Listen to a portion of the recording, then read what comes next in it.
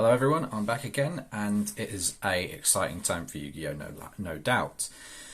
We're going to be moving into a tier 1 / 0.5 format, I believe, with the inclusion of Sprite and TEARLAMENTS.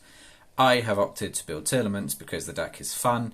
I would have opted to build Sprite, but maybe that's something I can invest into in the future if I find out that this deck doesn't work for me, but as it goes, I'm quite enjoying the deck as it is now.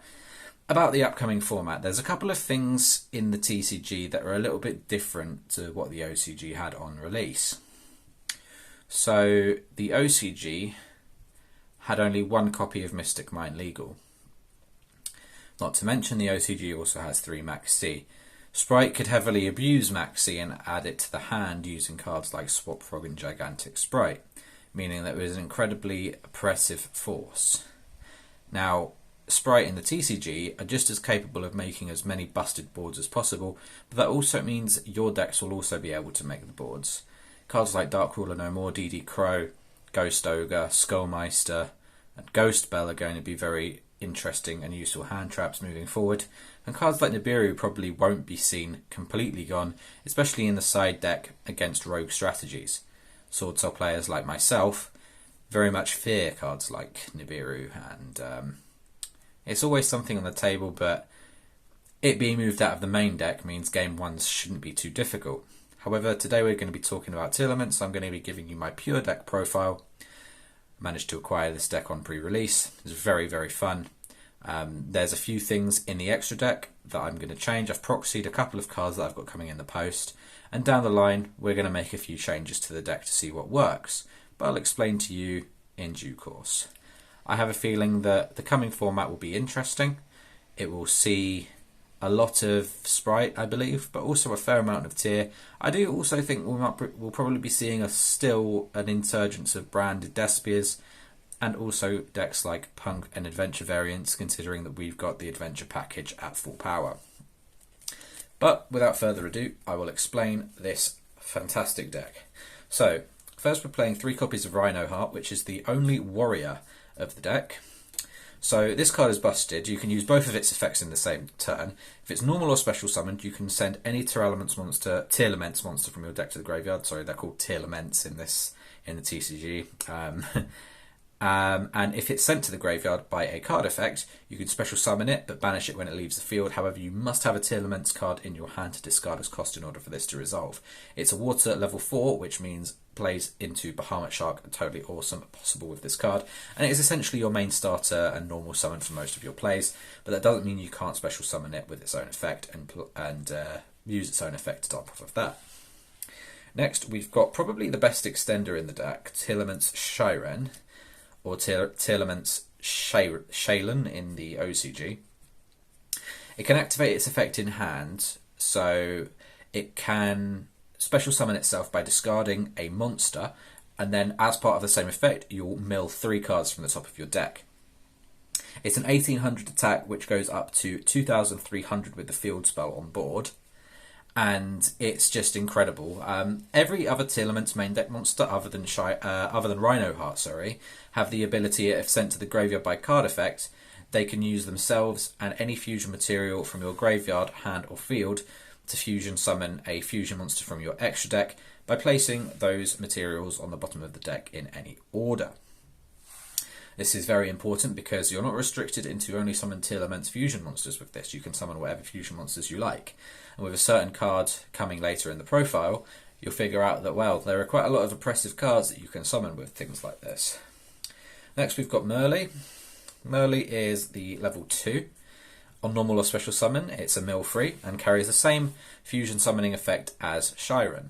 So, normally, a good thing to do with Merle is to wait until you've got your fusion monster Kit Koloss onto the field, and by bringing it back and destroying the Kit Koloss on your field, you essentially get to mill 8 cards, because by sending the Kit Koloss to the graveyard, you mill 5, and by special summoning the Merle, you will mill 3. So that's 8 cards off of the top of your deck, meaning multiple effects can resolve in the same turn.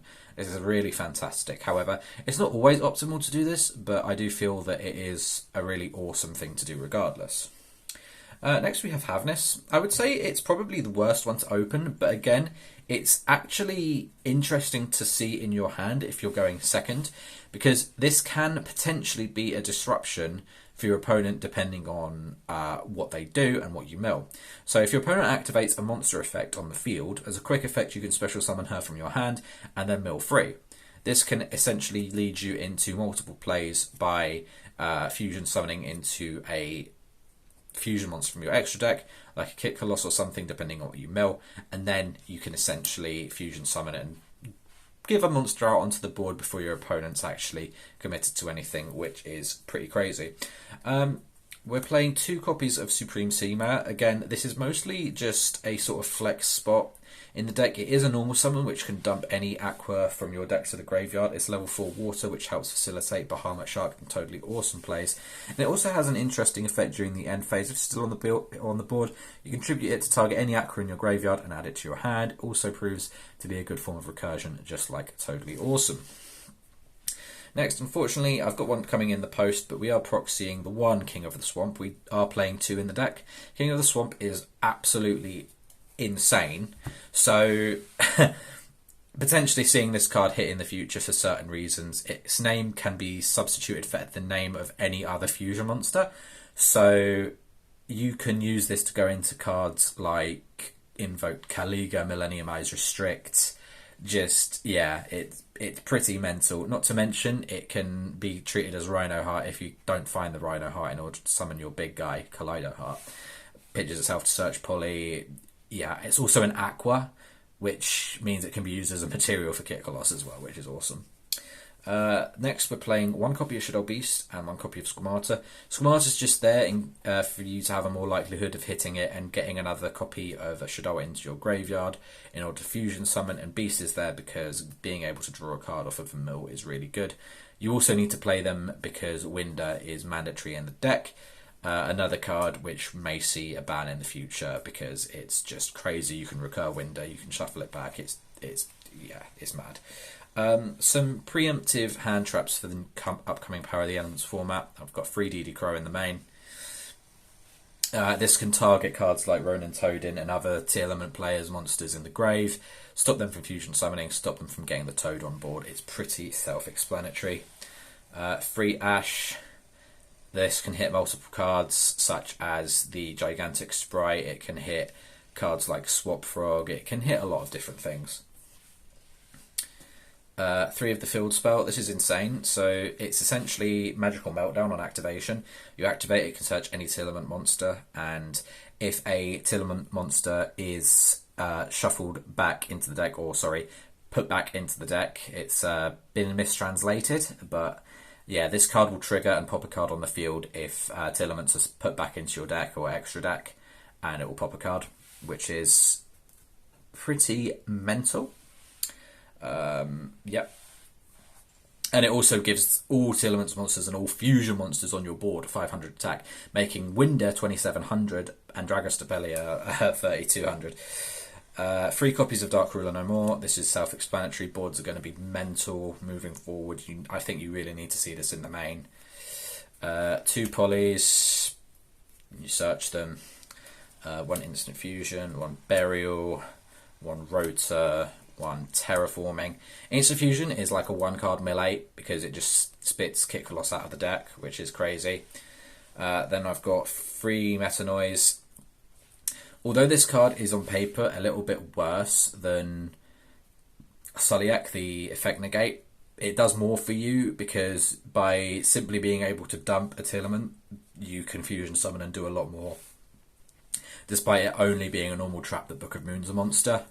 And then you've got 1 copy of Sulliek, which is the continuous trap card. If it's milled, you can rotor a Tearlaments monster, and you can send a Tearlaments monster on your side of the field to the graveyard to negate a monster effect on the field.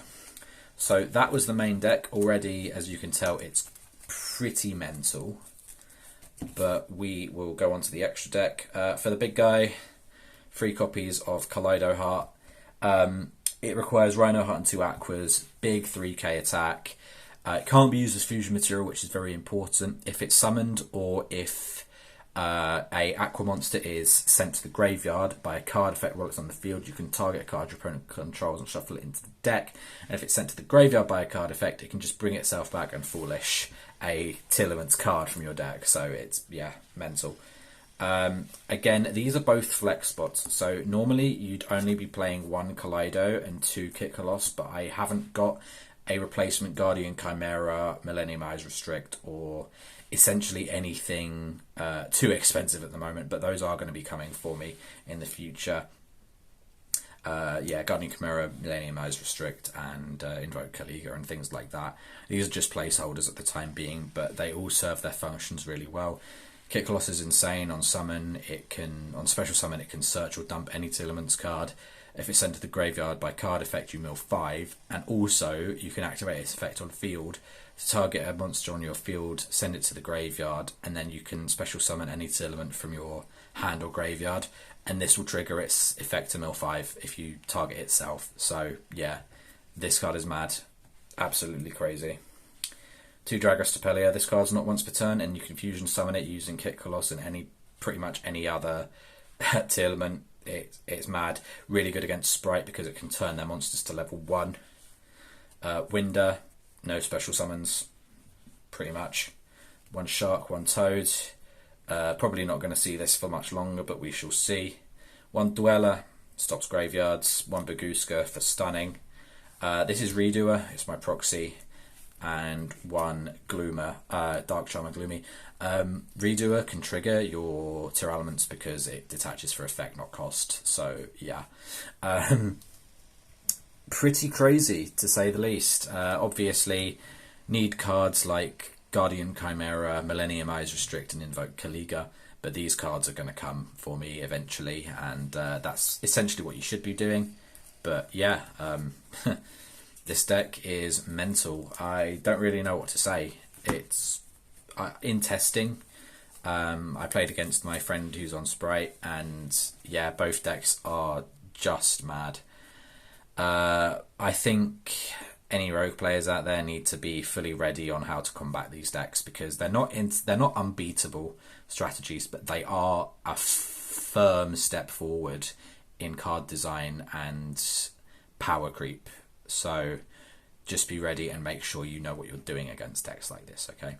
Anyway, that's been me. I'm sorry this video has dragged on for a little bit longer, but I hope you enjoyed the profile. I hope you enjoyed this early deck profile that I've managed to get together for you guys. Again, don't take the extra deck too seriously. I do know that Guardian Chimera and Millennium Eyes Restrict to run, but they're having huge price spikes at the moment, and you know, I'm not quite ready to part with certain cards in order to trade into them just yet, but we shall see.